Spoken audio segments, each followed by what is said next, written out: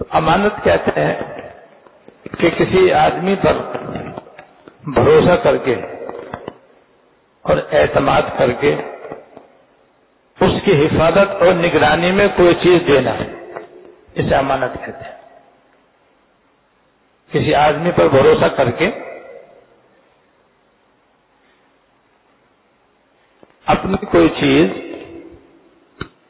حفاظت کرنے کے لیے اور اس کی نگرانی کرنے کے لیے کسی کے حوالے کرنا، اسے کہتے ہیں امانت۔ جیسے ہم نے 1,00,000 روپے کسی آدمی کے پاس امانت رکھوا دیے کہ بھائی تم اس کو رکھو، جب مجھے ضرورت ہوگی میں آپ سے لے لوں گا۔ پہلے تو ہم نے اسے بھروسہ کیا ہے۔ جس پہ بھروسہ نہیں ہوتا آدمی اس کے پاس امانت نہیں رکھواتا۔ عام طور پر بھروسہ کر کے ہی آدمی امانت رکھواتا ہے۔ دوسرے اس نے اپنے پیسے اس کے پاس حفاظت کے لیے رکھوائے ہیں، اور رکھوانے کا مطلب یہ کہ تم اس کی حفاظت کرو، یہ چوری نہ ہو، یہ ضائع نہ ہو، یہ خراب نہ ہو، اور اس میں یہ بھی شامل ہوتا ہے کہ وہ اپنے ذاتی استعمال میں بھی اس کو نہ لے، اپنی حفاظت میں رکھے بس۔ تو کسی پر بھروسہ کر کے حفاظت کی غرض سے اپنی کوئی قیمتی چیز دوسرے کی حفاظت میں دینے کو امانت کہتے ہیں۔ اور یہاں اللہ تعالیٰ نے امانات کا لفظ استعمال فرمایا ہے جو امانت کی جمع ہے، والذین هم لاماناتہم راعون، اور وہ امانتوں کی حفاظت کرتے ہیں اور اس کا خیال رکھتے ہیں۔ تو امانت کی جمع ہے امانات، اور امانات جمع کا صیغہ اللہ تعالیٰ نے اس لیے استعمال فرمایا کہ امانت کی بہت ساری قسمیں ہیں۔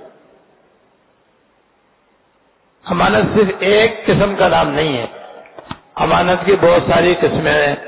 موٹی موٹی قسمیں میں بتلا دیتا ہوں آپ کو۔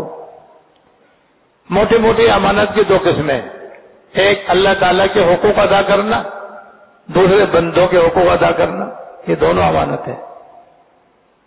اللہ تعالیٰ کے حقوق سبھی کو معلوم ہے، جیسے نماز پڑھنا، روزہ رکھنا، حج کرنا، زکوٰۃ ادا کرنا، یہ موٹے موٹے فرائض ہیں۔ واجبات میں جیسے وتر پڑھنا واجب ہے، قربانی کرنا واجب ہے، صدقہ فطر ادا کرنا یہ واجب ہے، عیدین کی نماز پڑھنا یہ واجب ہے۔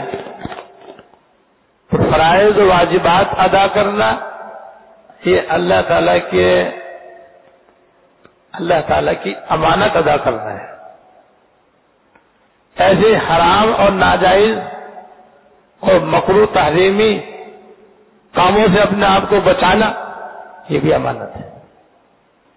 کسی حرام کام کا ارتکاب کرنا جیسے شراب پینا، زنا کرنا، کم تولنا، کم ناپنا، جھوٹ بولنا، غیبت کرنا، یہ خیانت ہے، یہ خیانت ہے اور حرام ہے، کیونکہ اللہ تعالیٰ نے ان سے بچنے کا حکم دیا ہے۔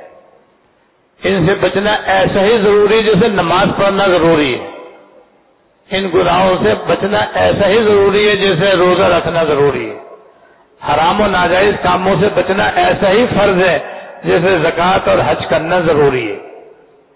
تو یہ بھی امانت ہے۔ تو جتنے بھی حرام اور ناجائز کام ہیں اور جتنے بھی گناہ کبیرہ ہیں اور جتنے بھی مکروہ تحریمی کام ہیں ان سے بچنا بھی امانت ہے، اور ان سے نہ بچنا خیانت ہے۔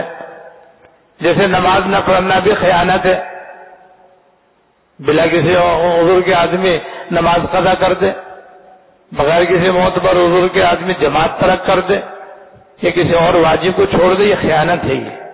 یہ اللہ تعالیٰ کے حقوق میں خیانت ہے، یہ جس کو بہت کم لوگ جانتے ہیں۔ یہ تو سب جانتے ہیں کہ نماز پڑھنا ضروری ہے، وتر پڑھنا بھی ضروری ہے، عیدین کی نماز بھی ضروری ہے، لیکن یہ بہت کم مسلمان جانتے ہیں کہ اگر ہم نہیں پڑھیں گے تو خیانت ہے، گناہ ہوگا۔ یہ بہت کم مسلمان جانتے ہیں۔ تو یاد رکھو اللہ تعالیٰ کے جو حقوق ہیں جس کی یہ میں نے چند مثالیں دی ہیں، ورنہ تو اللہ تعالیٰ کے حقوق بھی بہت سارے ہیں جو ہماری ساری زندگی پر چھائے ہوئے ہیں۔ روزمرہ اللہ تعالیٰ کے حقوق صبح شام تک ہمارے سامنے آتے رہتے ہیں، جن کی ادائیگی کہیں فرض، کہیں واجب اور کہیں اس سے بچنا واجب۔ یہ سب اللہ تعالیٰ کی امانتیں ہیں جو اللہ تعالیٰ نے ہمارے سپرد کی ہوئی ہیں کہ یہ کرو یہ مت نہ کرو، یہ کرو یہ مت نہ کرو، یہ کرو یہ نہ کرو، یہ کرو یہ نہ کرو، وہ صبح شام تک یہی ہوتا رہتا ہے۔ تو یہ امانت ہے جو اللہ تعالیٰ نے ہمارے ذمے لگائی ہے اور ہمارے سپرد کی ہے اور ہم پر فرض و واجب فرمائی ہے۔ تو اللہ تعالیٰ کے حقوق ادا کرنا، چاہے ان کا تعلق کرنے سے ہو یا بچنے سے ہو، یہ بھی امانت ہے۔ یہ اب اتنی ساری امانتوں سے اللہ تعالیٰ کے حقوق میں ہی ہو گئی۔